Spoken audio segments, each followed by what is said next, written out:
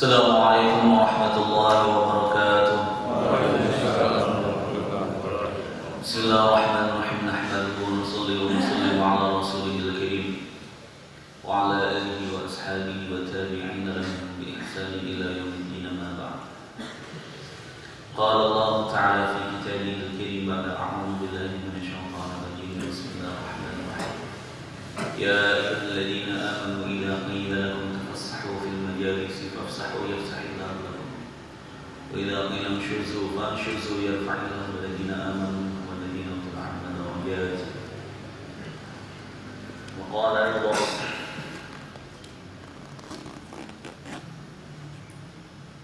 والعصر إن الإنسان لفي خسر إلا الذين آمنوا وعملوا الصالحات وتواصوا بالحق وتواصوا بالصبر.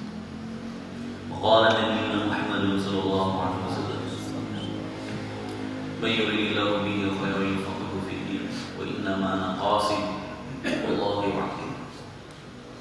وقال أيضا لأبي الذر يا أبا الذر لم تبدو فتعلم آية من كتاب الله خير لك من أن تصلي 100 ركعة ولا أن تبدو فتعلم بابا من العلم عمل به أو لم يعمل خير لك من أن تصلي 1000 ركعة أو كما قال رسول الله صلى الله عليه وسلم. Alhamdulillah, hadirin jamaah salat subuh yang dimuliakan Allah Subhanahu wa taala. Lagi dan lagi kita panjatkan puja dan puji syukur kita kehadirat Allah Subhanahu wa taala atas segala nikmat anugerah yang besar-besar yang Allah berikan kepada kita. Yang istimewa-istimewa yang Allah berikan kepada kita. Tidak ada satupun nikmat yang Allah berikan kepada kita kecuali nikmat itu adalah nikmat yang sangat istimewa. Kita syukur dengan sebenar-benarnya syukur. Kita memuji dan memuji Allah dengan sebenar-benarnya pujian dan pujaan bagi Allah Subhanahu wa taala semata. Karena dengan mensyukuri nikmat Allah yang Allah berikan kepada kita, maka nikmat yang ada akan Allah jaga dan Allah tambahkan. Namun ketika kita mengkufuri nikmat Allah, maka nikmat yang ada akan Allah cabut dan Allah akan gantikan dengan azab yang pedih. La in syakartum la azidannakum wa la in kafartum inna 'adzabi lasyadid. Syukur dengan menjalankan segala perintah-perintahnya, meninggalkan segala larangannya, dan menjalankan nikmat, menggunakan nikmat yang Allah berikan sesuai dengan yang dikehendakinya. Ini adalah syukur yang sebenarnya. Menggunakan fasilitas kenikmatan yang Allah berikan kepada kita sesuai dengan yang dikehendaki Allah. Ini adalah syukur yang sebenarnya. Ketika kita mengucapkan alhamdulillah, bersyukur dalam hati kita atas nikmat yang Allah berikan kepada kita, namun kita gunakan tidak sesuai yang dikehendaki Allah dan Rasul-Nya, ini bukan syukur yang sebenarnya. Syukur seperti ini tidak akan menambahkan nikmat yang Allah berikan kepada kita. Seperti halnya kita memberikan sesuatu kepada anak kita. Mungkin dia sudah mengucapkan terima kasih ya, sudah beli ini, beli ini itu. Tetapi selepas kita berikan, dia gunakan pada hal-hal yang kita tidak sukai. Apa perasaan kita? Kita akan menyesal, kenapa dibeliin ya? Kita akan sedih. Kita tidak rela apa yang kita berikan kepadanya namun digunakan untuk hal-hal yang tidak baik. Begitu pula dengan Allah.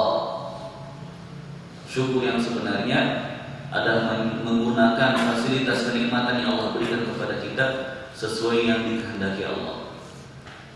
Mata, kesehatan mata, hidung, kesehatan hidung, dan seluruh anggota badan kita, seluruh kenikmatan yang Allah berikan kepada kita, kita jalankan sesuai dengan yang dikehendaki Allah. Ini adalah makna syukur yang sebenarnya. Sering saya sampaikan bahwa di antara kerjanya syaitan, kerjanya iblis, ikrar mereka yang Allah abadikan dalam Al-Quran adalah upaya usaha mereka untuk menjauhkan manusia dari bersyukur. Thumma la'atiyannahum min bayni aydihim wa min khalfihim wa 'an aymanihim wa an shama'ilihim wa la tajidu aktsarahum syakirin. Ini ikramnya iblis yang Allah abadikan dalam Al-Quran. Kemudian kami akan datangi anak cucu Adam dari arah depan, dari arah belakang, dari arah sebelah kanan dan sebelah kirinya, dalam setiap arah, dari segala penjuru. Iblis dan bala tentaranya akan selalu mendatangi manusia. Wala tajidu aktsarahum syakirin. Dan Engkau ya Allah tidak mendapati mereka dalam keadaan bersyukur. Karena mereka paham betul, ngerti banget, ketika manusia mau bersyukur kepada Allah, maka kenikmatannya akan ditambahkan lagi dan ditambahkan lagi, sehingga hari-hari dia akan makin senang dengan Allah, hari-hari dia akan semakin dekat dengan Allah, sehingga dia akan semakin baik dan baik. Namun ketika manusia tidak mensyukuri nikmat yang Allah berikan kepadanya, maka nikmatnya akan dicabut. Hari-hari dia akan marah dengan Allah, gurundel dan lain sebagainya, sehingga dia akan jauh dari Allah, jauh dari menyembah Allah, yang akan membawa dia kepada kebinasaan, kesengsaraan yang selama-lamanya. Syukur atas nikmat yang Allah berikan kepada kita pagi hari ini. Saat ini kita ini adalah orang-orang yang terpilih dari sekian banyak manusia, dari sekian banyak orang-orang yang ada di sekitar kita, yang mungkin dari aspek keduniaan dia lebih maju daripada kita. Mungkin dia lebih banyak memiliki kenikmatan dunia daripada kita. Namun Allah dengan kasih sayangnya menggunakan kita, menggerakkan kita, memberikan kita taufik hidayah serta hidayahnya untuk bisa sholat subuh berjamaah, menjalankan perintahnya yang paling besar, dan kita jalankan sesuai dengan yang dicontohkan oleh baginda Rasulullah sallallahu alaihi wasallam. Apa kata Nabi? Man shalla al-'isha'a fi jama'atin faka'annama qama nisfal lail, wa man shalla subha fi jama'atin faka'annama shalla al-laila kullahu, atau kama qala Rasulullah sallallahu alaihi wasallam. Barang siapa yang salat Isya berjamaah, maka dia seperti beribadah separuh malam. Dan barang siapa yang sholat subuh berjamaah, maka dia seperti sholat sepanjang malam. Kita dapat pahala. Mudah-mudahan Allah Subhanahu wa Ta'ala memberikan apa yang Allah telah janjikan melalui baginda Rasulullah SAW. Amin ya rabbal alamin. Salawat dan salam semoga selalu terlimpah curahkan kepada junjungan kita Nabi besar Muhammad sallallahu alaihi wasallam. Satu nabi yang sangat istimewa, satu nabi yang sangat diberkahi, dimuliakan, diistimewakan oleh Allah Subhanahu wa Ta'ala. Dalam riwayat yang Sayyidina Umar radhiyallahu ta'ala, ini ditulis, saya bacanya di kitab Mazidul Iman, karangannya ulama Pakistan. Nabi sallallahu alaihi wasallam bersabda, "Al-jannatu hurrimat 'ala al-anbiya'i hatta adkhulaha, wa hurrimat 'ala al-umami hatta tadkhulaha ummati." Atau kama qala Rasulullah sallallahu alaihi wasallam. Surga ini diharamkan ke atas para nabi alaihi wasallam hatta tadkhulaha, sampai saya masuk surga, kata Nabi. Wa hurrimat 'ala al-umami, dan surga pun diharamkan ke atas umat-umat terdahulu hatta tadkhulaha ummati, sampai umat saya masuk surga. Sangat istimewa bagi Rasulullah SAW di hadapan Allah, di sisi Allah, sehingga barang siapa yang berselawat kepadanya, maka Allah Subhanahu wa Ta'ala akan membalas selawatnya dengan 10 kali lipat. Padahal satu selawat, satu rahmat, satu anugerah yang Allah berikan kepada kita tidak cukup punya akhirat, namun Allah akan berikan 10 kali lipat. Ini sifat Wahhabnya Allah. Allah ini maha zat yang maha pemberi, bukan hanya sekadar memberi, tapi maha pemberi. Satu umat yang Allah banggakan, satu nabi yang sangat Allah istimewakan. Karena apa? Karena ada hal yang Allah sangat sukai dari umat ini. Mungkin sering disampaikan oleh pengisi-pengisi kajian di majelis ini. Beberapa keistimewaan yang Allah sampaikan, yang Allah jelaskan, tegaskan dalam Al-Quran. Kenapa umat ini sangat istimewakan sehingga dia akan masuk surga lebih dahulu daripada umat-umat terdahulu. Padahal kalau kita bandingkan dengan umat-umat terdahulu, dari segi fisik saja, umat ini tidak sekuat umat-umat terdahulu. Mereka mampu memahat pegunungan jadi perumahan, pohon-pohon dicabut dengan tangan satu, umurnya pun panjang-panjang. A'maru ummati baina 60 wa 70 atau kama qala Rasulullah SAW. Umur umat ini hanya 60-70 tahun saja. Belum lagi ibadahnya pun tidak sekuat umat-umat terdahulu. Karena banyak bonus di umat ini. Malam Lailatul Qadar ini bonus dari Allah untuk umat ini. Karena prihatinnya Rasulullah ketika mendengar cerita umat terdahulu yang beribadah 1000 bulan. Sementara umur umat beliau tidak nyampe segitu kebanyakan. Bagaimana mau menandinginya? Padahal dipotong lagi 15 tahun masa balik, 60-70 tahun dipotong 15 tahun, paling tinggal 45 tahun atau 55 tahun. Gak nyampe 1000 bulan dikasih bonus. Kenapa umat ini sangat istimewakan? Ulama mengambil istinbat dari ayat Al-Quran yang menceritakan tentang umat ini dijadikan umat terbaik karena 3 hal. Kuntum khairu ummatin ukhrijat lin-nas ta'muruna bil ma'ruf wa tanhauna 'anil munkar wa tu'minuna billah. Karena umat ini punya 3 tanggung jawab, punya 3 kerja.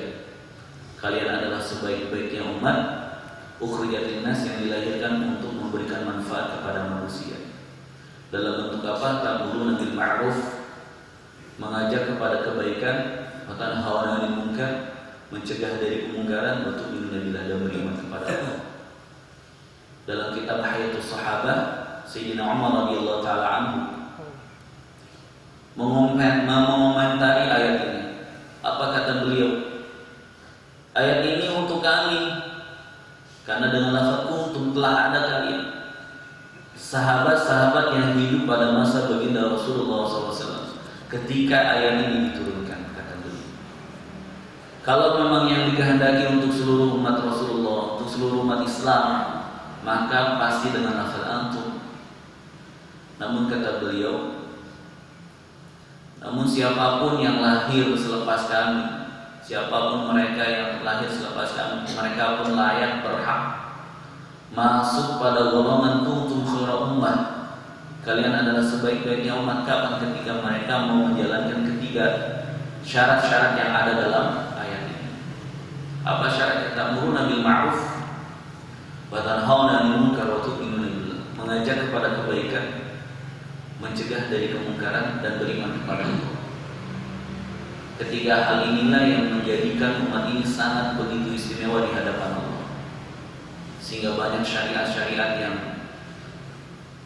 lebih ringan dibandingkan syariat-syariat umat terdahulu dan lain sebagainya. Maka kita syukuri dengan selalu memuja dan memuji Allah, berselawat kepada Rasulullah SAW, sehingga penghambaan kita Allah terima. Kita sebagai umat baginda Rasulullah SAW yang akan membawa kita kepada kebahagiaan, kebaikan yang luar biasa. Jadi ini jamaah salat subuh yang dimuliakan Allah Subhanahu wa taala.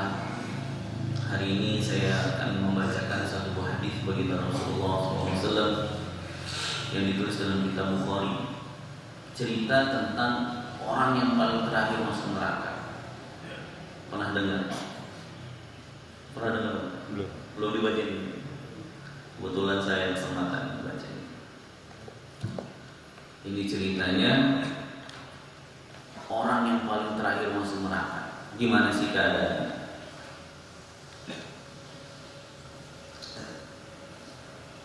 Allahumma shalli ala sayyidina Muhammad. Hadis ini saya baca mungkin sudah hampir 3 tahun yang lalu. Yang ngajar Maulana Jamshid Hafizahullah, umurnya sudah 80 tahun.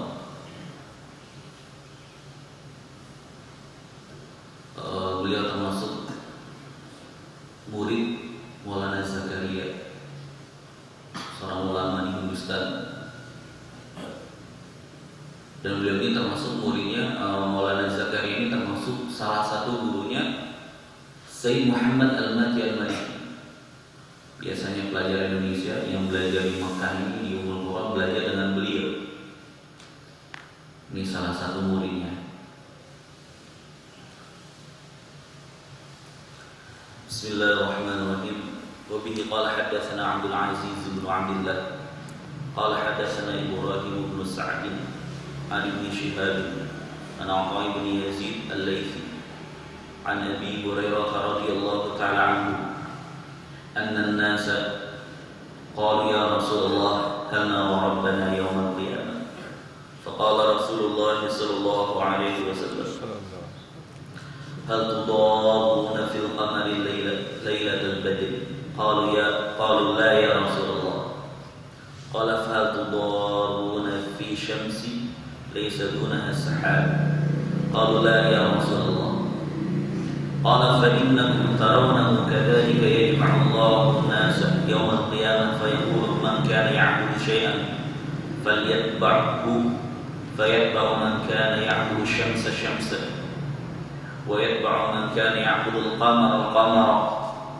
ويتبع من كان يعبد الطواغيت تبقى هذه الأمة فيها شافعوها أو منافقوها شك إبراهيم فيأتيهم الله فيقول أنا ربكم فيقولون هذا مكاننا حتى يأتينا ربنا فإذا جاء ربنا عرفناه فيأتيهم الله في صورته التي يعرفونها فيقول أنا ربكم فيقولون أنت ربنا فيتبعونه ويضرب الصراط بين ظهري جهنم فأكون أنا وأمتي أول من يجيزها ولا يتكلم يومئذ إلا الرسول ودعا الرسول يومئذ اللهم سلم سلم وفي جهنم كلاكيب مثل شوك السعدان هل رأيتم السعدان؟ قالوا نعم يا رسول الله قال فإنها مثل شوك السعدان غير أنه لا يعلم قدر علمها إلا الله تخطف الناس بأعمالهم فمنهم الموبق بعمل ومنهم مخردل أو المجازى أو نحوه ثم يتجلى حتى إذا فرغ الله من القضاء بين العباد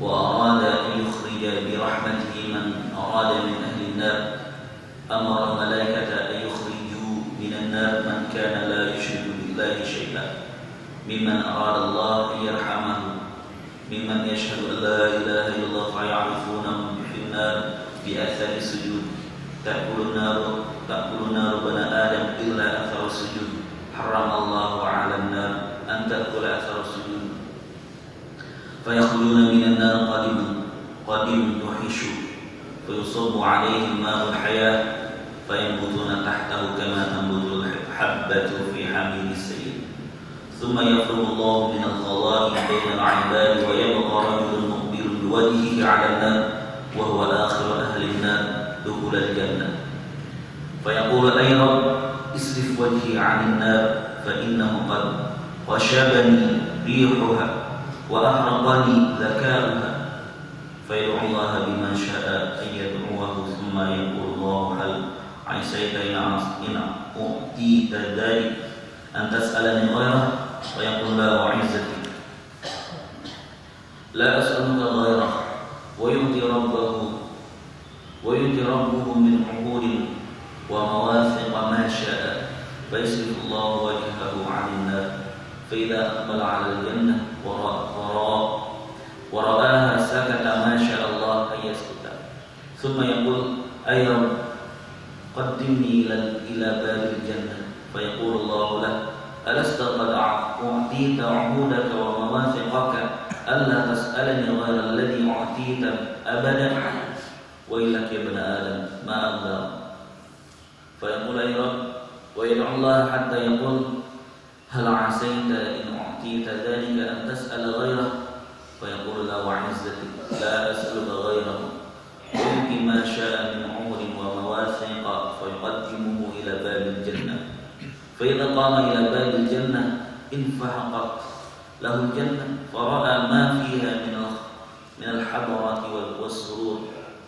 فيسقط ما شاء الله أن يسقط ثم يقول أي رب أدخلني الجنة فيقول الله ألست قد أعطيت عهودك ومواثقك ألا تسأل غير ما أعطيك فيقول ويلك يا ابن آدم ما أغدرك فيقول أي رب لأكونن أشقى خلقك فلا يزال يدعو حتى يضحك الله منه فإذا ضحك منه قال له ادخل الجنة فإذا دخلها قال الله له تمنى فسأل ربه وتمنى حتى إن الله لا يذكره يقول كذا وكذا حتى انقطعت به الأماني قال الله ذلك لك ومثله معه أو كما قال رسول الله صلى الله عليه wasallam.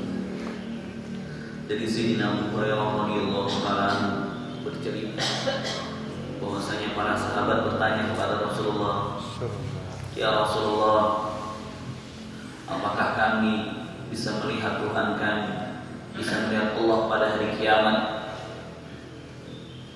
Sahabat nanya, nanti hari kiamat kita bisa melihat Allah enggak? Maka Rasulullah SAW menjawab dengan membalik bertanya, apakah kalian merasa kesulitan ketika melihat bulan pada malam malam 15, 14, 15 malam bulan purnama? Maka sahabat bertanya, tidak ya Rasulullah. Jadi kami bisa melihatnya dengan jelas ketika bulan itu bulan purnama. Apakah kalian merasa kesulitan melihat matahari ketika tidak ada awan yang menghalanginya? Maka para sahabat menjawab, tidak ya Rasulullah, kami bisa melihat matahari dengan jelas ketika tidak ada awan-awan yang menutupinya. Ini menghalangi pandangannya dari melihat matahari. Maka Rasulullah SAW bersabda, seperti itulah kalian akan dapat melihat Tuhan kalian pada hari kiamat. Ceritanya gimana? Allah akan kumpulkan seluruh manusia pada hari kiamat. Kemudian Allah akan berfirman, barang siapa yang menyembah sesuatu maka ikutilah sesuatu yang menjadi sembahannya. Maka orang-orang yang menyembah matahari, menjadikan matahari sebagai Tuhan, mereka akan mengikuti matahari. Orang-orang yang menyembah bulan, mereka pun akan mengikuti bulan. Dan orang-orang yang menyembah berhala-berhala, benda-benda yang dianggap keramat, yang mungkin punya kekuatan di luar kekuatan Allah, dia pun akan mengikuti apa yang telah dia jadikan sebagai sesembahan. Maka tersisalah umat ini, umat yang baginda Rasulullah sallallahu alaihi wasallam. Ketika orang-orang kafir, orang-orang musyrikin telah mengikuti apa yang mereka anggap Tuhan dan menjerumuskan mereka kepada kesengsaraan, kebinasaan dan hinaan yang selama-lamanya, maka yang sisa pada saat itu hanyalah umat baginda Rasulullah sallallahu alaihi wasallam, yang di dalamnya ada orang-orang yang bisa memberikan syafaat, orang-orang saleh, atau ada orang-orang munafik di dalamnya. Ini salah seorang perawi sempat ragu syafi'uha atau munafiquha, tapi nggak masalah karena kedua-duanya disebutkan.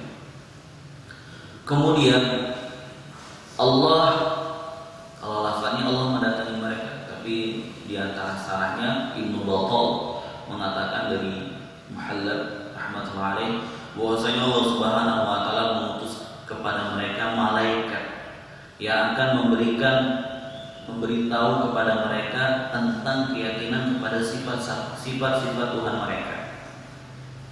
Yang diantaranya Allah tidak ada serupa bagi Allah, tidak ada sesuatu pun yang menyerupai Allah. Laisa kamitslihi syai'un. Jadi kita jangan pernah membayangkan, menggambarkan bahwa Allah punya sesuatu atau apa yang kita miliki. Jadi kita tidak ada penyerupaan bagi Allah. Sesuatu pun tidak ada yang bisa diserupakan oleh Allah Subhanahu wa taala. Kemudian ketika malaikat telah menceritakan hal itu, maka malaikat berkata kepada mereka, "Aku adalah Tuhan." Maksudnya ujian terakhir bagi umat umat orang-orang Islam pada hari ini. Malaikat ketika selepas menceritakan tentang sifat-sifat Allah, kemudian mereka mengatakan, kami adalah Tuhan, saya adalah Tuhan kalian. Maka mereka akan menolak dengan apa yang mereka lihat, karena malaikat ini sepertinya menyerupai kami. Maka mereka menolak dengan mengatakan, ketika Tuhan kami mendatangi kami, kami baru akan mengenalnya. Kapan?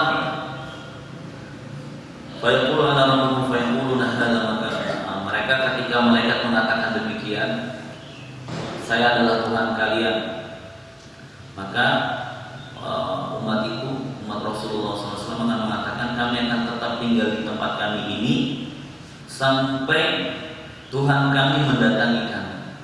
Ketika Tuhan kami mendatangi kami, kami akan mengenalnya. Kapan kenalannya?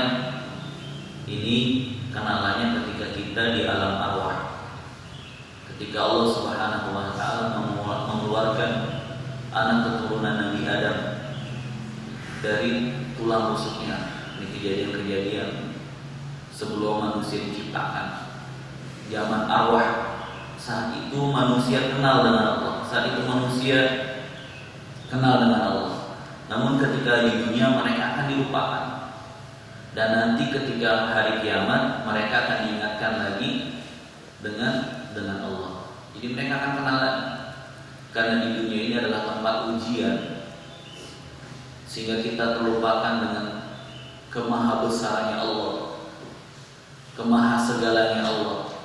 Nanti di akhirat kita akan ingatkan kembali. Sehingga kalau ada malaikat ngaku-ngaku jadi Tuhan, kita kenal, kita paham ini bukan Tuhan. Karena mungkin dia serupa dengan kita, dia punya tangan dan lain sebagainya. Nanti ketika Allah hendak mendatangi kami, kami baru akan kenal. Kemudian Allah Subhanahu wa taala mendatangi mereka dalam bentuk rupanya Allah yang mereka telah kenal sebelumnya. Jadi kenal ketika alam arwah. Maka Allah Subhanahu wa taala mengatakan, berfirman, saya adalah Tuhan kalian. Maka umat itu pun akan menjawab, engkau adalah Tuhan kami ya Allah. Maka mereka akan mengikuti Allah. Maka Allah Subhanahu wa taala akan membentangkan sirat, jembatan di atas neraka jahanam. Ini apa namanya, sirat, jembatan sirat yang akan dilalui seluruh manusia. Kata Nabi, fa'akuna ana wa ummati awwala man yunus. Kata Nabi, sayalah dan umat sayalah yang akan pertama kali melewati jembatan sirat tersebut. Maka hadis ini sejalan dengan firman sabda Nabi SAW, bahwa surga diharamkan dimasuki sampai Rasulullah SAW masuk surga, dan umat-umat terdahulu pun akan diharamkan masuk surga sebelum umat baginda Rasulullah SAW masuk surga. Karena yang pertama kali lewat duluan di jembatan sirat itu umatnya Rasulullah. Subhanallah. Dan pada saat itu tidak ada yang bisa berbicara kecuali Rasul, utusan-utusan Allah. Dan doa Rasul pada saat itu adalah Allahumma sallim sallim. Ini diambil sama teman-teman. Kalau lewat jembatan ini doanya Allahumma rabbi sallim sallim. Ini doanya para nabi ketika lewat jembatan sirat pada waktu itu. Ketika mereka lewat jembatan sirat, ini doanya Allahumma rabbi sallim sallim. Kita latihan sekarang, kalau lewat jembatan boleh kita baca Allahumma sallim sallim. Dan di dalam neraka jahanam ada gaitan-gaitan besi yang ujungnya bengkok untuk menarik, untuk mengorek-orek bara api, seperti duri-duri salah satu pohon yang disebut dengan sa'dan. Nggak tahu punya pun kayak gimana. Kemudian Nabi bertanya, apakah kalian tahu jenis tumbuhan sa'dan? Mereka menjawab, iya ya Rasulullah.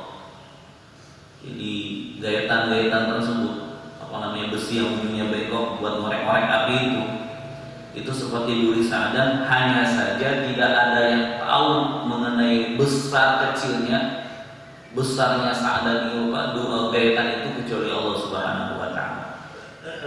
Dia akan menarik manusia-manusia tergantung dengan amalan-amalan mereka. Maka di antara mereka ada yang binasa, di Di antara mereka ada yang terpotong-potong, di antara mereka ada yang dibalas dengan balasan yang baik, ada yang selamat, ada yang tidak selamat, dan sepertinya. Maka jelaslah sampai ketika Allah Subhanahu wa taala selesai memutuskan pembalasan, memberikan keputusan di antara hamba-hambanya. Jadi selepas selesai semua yang yang celaka-celaka, yang sengsara-sengsara, yang bahagia-bahagia, yang selamat dengan yang tidak selamat telah selesai. Mereka telah dihisab. Sampai ketika Allah Subhanahu wa taala menghendaki untuk mengeluarkan orang-orang yang dikehendaki Allah dari neraka jahanam, maka Allah akan memerintahkan malaikat untuk mengeluarkan mereka dari neraka.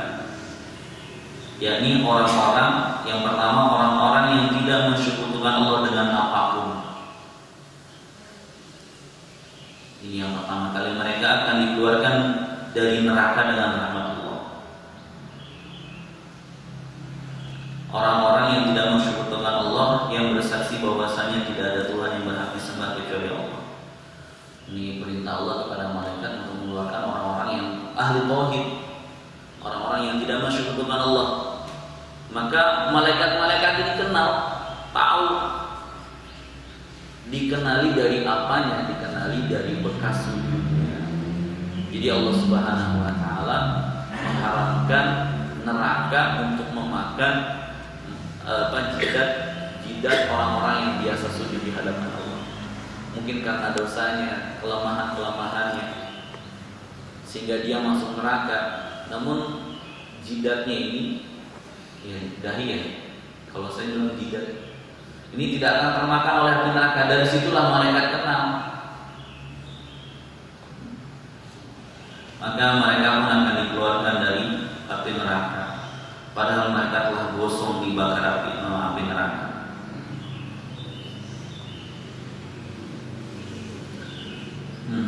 Kemudian Allah Subhanahu wa taala, jadi mereka dikeluarkan, yang sudah terbakar dari neraka dikeluarkan, kemudian disirami air kehidupan.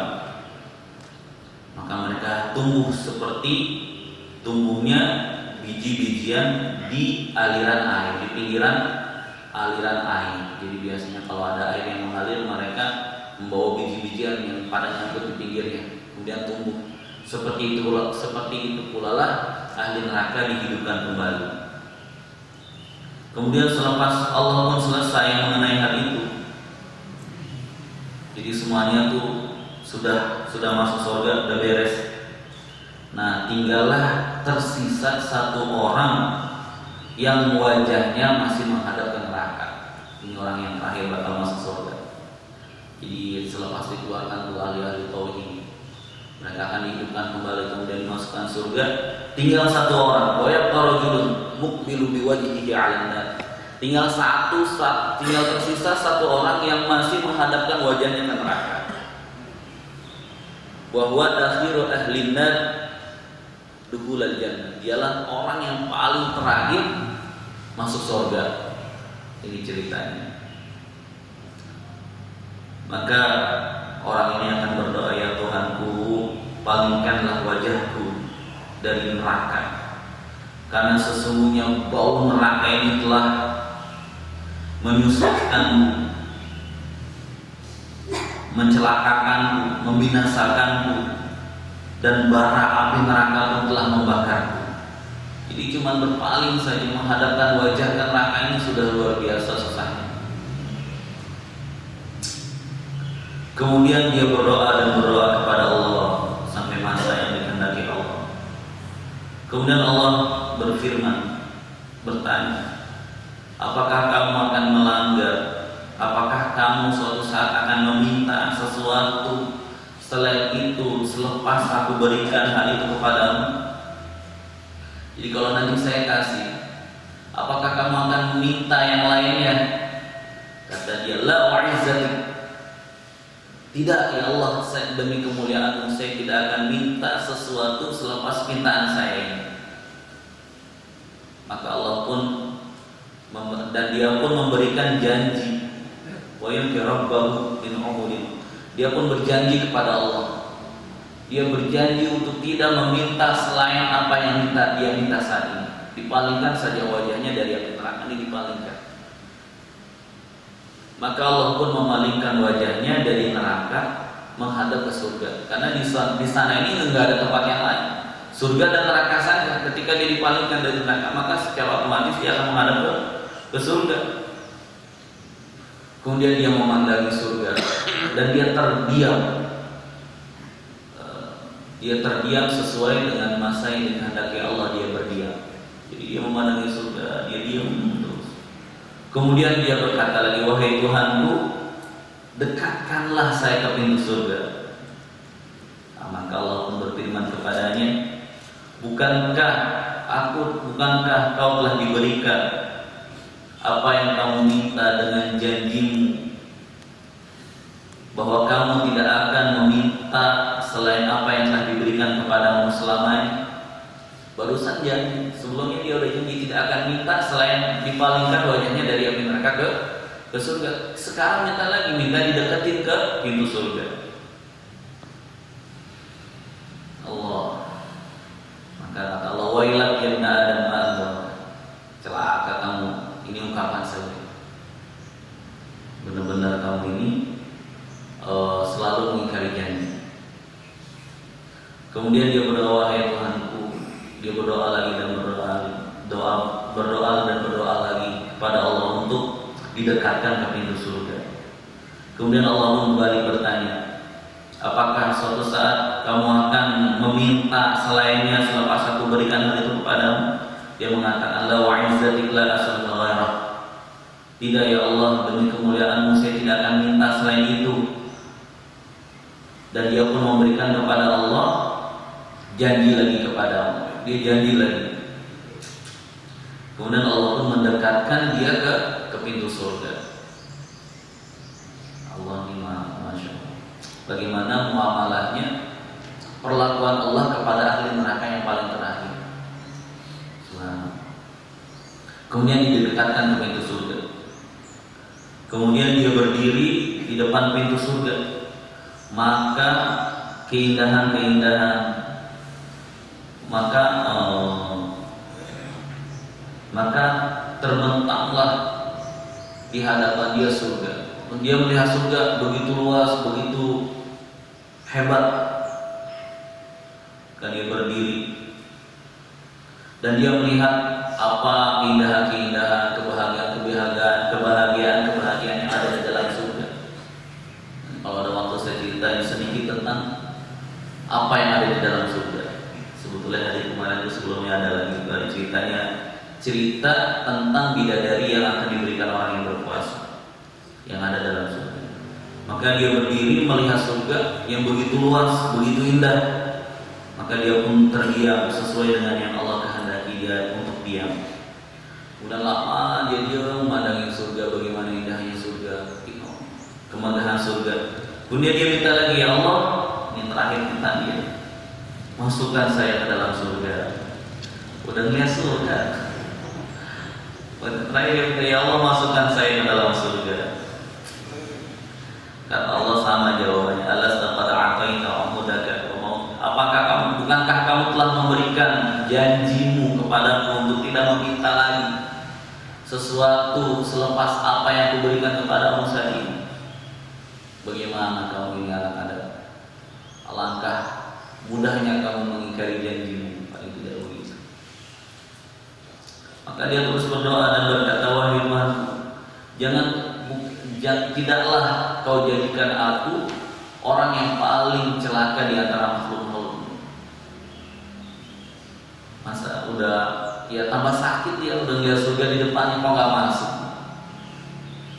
Maka dia terus tidak henti-hentinya meminta untuk dimasukkan ke dalam surga. Terus bilang kayak tadi, ya Allah, jangan kau jadikan aku orang yang paling celaka binasa di antara makhluk-makhluk. Terus berdoa sampai Allah senang dan cinta kepadanya.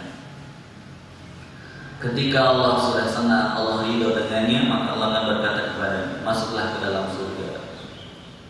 Ketika dia masuk ke dalam surga, maka Allah Subhanahu wa taala berfirman kepadanya, berangan-anganlah, bayangkan apa yang kamu inginkan. Maka dia kemudian mintalah kepada Tuhan.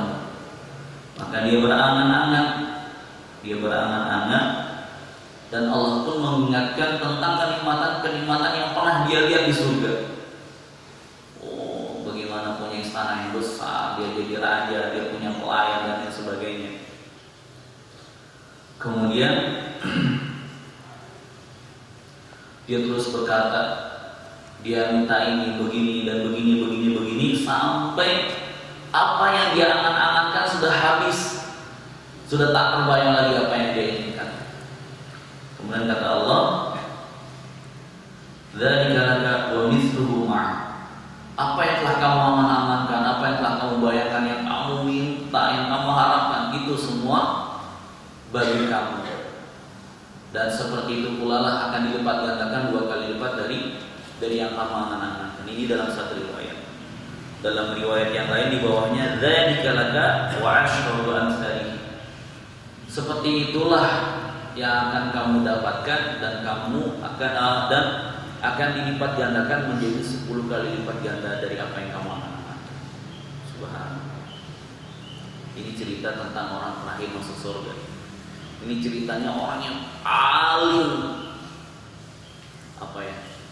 orang yang paling jahat mungkin, orang yang paling jauh dari keislaman. Yang penting mungkin dalam riwayat yang lain, paling tidak di dalam hatinya hanya sebiji zarrah. Zarrah itu dalam bahasa Arab itu diterjemahkan dengan debu yang berterbangan, dan kita bisa lihat ketika ada matahari masuk dalam rumah kita. Saya sudah tanya sama orang yang benar itu terjemahan. Jadi ketika ada matahari, sinar matahari masuk dalam rumah kita, kemudian kita lihat ada debu-debu yang terbang, itu zarrah. Kalaupun hanya sebesar itu ada keyakinan akan la ilaha illallah Muhammadur Rasulullah dalam hati seseorang, dia akan masuk surga dan akan yang besarnya dia akan mendapatkan surga yang besarnya 10 kali lipat dari dunia ini. Ini yang terakhir masuk surga, seperti itu besarnya surga. Makanya jangan kaget ketika kita mendengarkan tentang surga, cerita-cerita surga. Di antaranya dalam kitab yang kemarin saya baca Masdarur Rabih, di situ diceritakan orang yang ketika malam pertama Ramadan, kan ada angin yang berhembus dari surga yang namanya Muthirah. Ketika angin itu berhembus, bidadari keluar yang meminta untuk dinikahkan kepada orang-orang yang berpuasa. Intinya gitu. Nah, Allah menceritakan tentang wanita-wanita di surga. Di antaranya mereka punya 70 setelan baju, dan setiap satu setelan tidak sama warnanya dengan setelan yang lain. Dia juga punya 70 rupa minyak wangi, yang satu baunya tidak sama dengan yang lain. Dan mereka punya 70.000 pelayan wanita yang akan menunaikan keperluan-keperluannya. 70.000 wanita, pelayan wanita. Kalau surganya yang paling kecil saja 10 kali lipat dari besarnya dunia ini, 70.000 orang kecil. Dan dia pun punya 70.000 pelayan laki-laki yang membawa piring-piring makanan. Di setiap piringnya akan dia temukan, di setiap suapan dari makanan yang dia makan dari piring tersebut, suapan yang pertama ini tidak lebih enak daripada suapan kedua. Jadi suapan yang kedua akan lebih dia rasakan lebih lezat daripada suapan pertama. Begitu pula seterusnya. Dia punya tempat tidur, 70.000 tempat tidur. Di setiap tempat tidurnya ada 70 kasur. Dan di setiap kasurnya ada 70 bantal senderan. Jadi besar. Jadi jangan kita gambarkan, gede banget, besar sekali, ini banyak banget, kayaknya udah kelebihan. Belum. Karena surga ini malain ra'at wala udhun sami'at wala khatar ala qalbi bashar. Surga ini adalah satu kenikmatan yang tidak pernah terlihat oleh pandangan, yang tidak pernah terdengar oleh telinga, dan tidak pernah pula terdetak tersirat dalam hati kita, kenikmatan yang sangat luar biasa. Cerita-cerita ini hanya gambaran bagi kita bagaimana kenikmatan surga. Wallah. Baik, alhamdulillah. Nanti kalau ada bertanya sekarang kita tutup, langsung aja ke Maulana si Isra masuk jam 6 lewat 4 menit. Mungkin langsung berdoa. Mudah-mudahan apa yang kita dengarkan, apa yang kita pelajari hari ini, Allah Subhanahu wa taala berkati.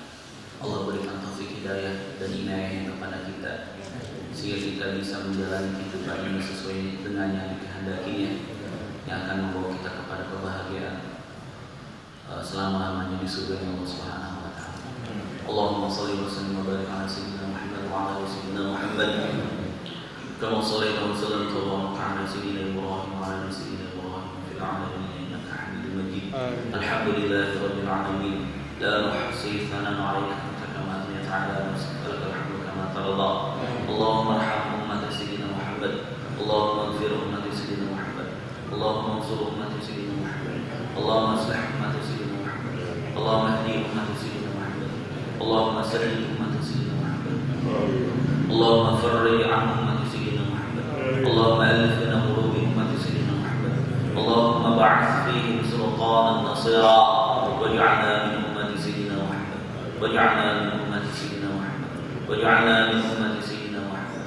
Allahumma ij'al qaryatana hadhihi wa sana qura al-muslimin kal-madinati al-munawwarati fi 'ahdi Rasulillah sallallahu alaihi wasallam. Waj'al masajidaha ka masjidi Nabi sallallahu alaihi wasallam. Waj'al buyutaha ka buyuti sahabati radhiyallahu ta'ala anhum. Waj'al rijalaha ka rijali sahabah. Waj'al nisa'aha ka nisa'i sahabah. Waj'al sibyanaha ka sibyani sahabah. Allahumma ij'alna waj'alhum min 'ibadika as-salihin wa min 'ibadika al-muttaqin wa min 'ibadika al-mukhlasin wa min awliyaika al-muqarrabin wa min 'ulamaika al-'alimin wa hafadhati al-Qur'an والداعي إلى دينك في أنحاء العالم. اللهم إنا نسألك من الخير كله عاجله وآجله ما علمنا منه وما لم نعلم ونعوذ بك من الشر كله عاجله وآجله ما علمنا منه وما لم نعلم. اللهم إنا نسألك الجنة الفردوس. اللهم إنا نسألك الجنة الفردوس. اللهم إنا نسألك الجنة الفردوس وما قرب إليها من قول أو فعل أو نية ونعوذ بك من النار وما قرب إليها من قول أو فعل أو نية. اللهم وفقنا لما تحب وترضى. اللهم وفقنا لما تحب وترضى. اللهم وفقنا لما تحب وترضى من قول أو فعل أو نية. اللهم إنا نسألك من خير ما سألك منه نبيك محمد صلى الله عليه وسلم ونعوذ بك من شر ما استعاذ منه نبيك محمد صلى الله عليه وسلم. أنت المستعان وعليك البلاغ ولا حول ولا قوة إلا بالله العلي العظيم. وصلى الله على سيدنا محمد وعلى آله وصحبه وسلم. سبحان ربك رب العزة عما يصفون وسلام على المرسلين والحمد لله رب العالمين. السلام عليكم ورحمة الله وبركاته.